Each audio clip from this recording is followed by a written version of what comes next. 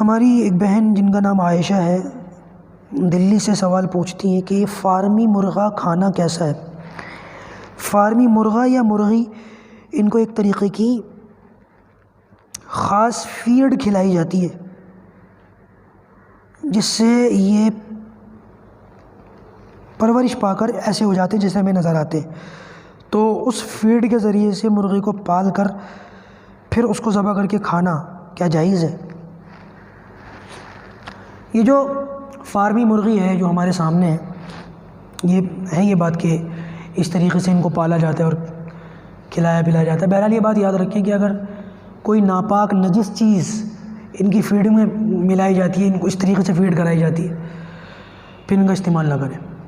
علماء نے فرمایا کہ اگر ان کے جسموں سے بدبو آنے لگ جاتی ہے ان چیزوں کے استعمال کی وجہ سے، تو ہمیں یہ چاہیے کہ اگر کوئی ایسی مرغی ہے اس کا اثر اس کے گوشت میں ہے یا اس کی وجہ سے اس میں بدبو آ رہی ہے، ان فیڈنگ کا اثر ان کی جسم کے اندر سے بدبو کے ذریعے سے ظاہر ہوگا۔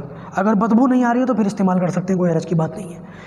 لیکن اگر بدبو آ رہی ہے، کراہیت محسوس ہو رہی ہے، تو پھر ایسی مرغی کے بارے میں آتا ہے کہ اس کو کسی جگہ باندھ دو، کہیں بند کر دو، اور وہ جو ثابت دانہ ہوتا ہے نا، چاول کے دانے، باجرہ، یہ سب چیز اس کو کھلاؤ۔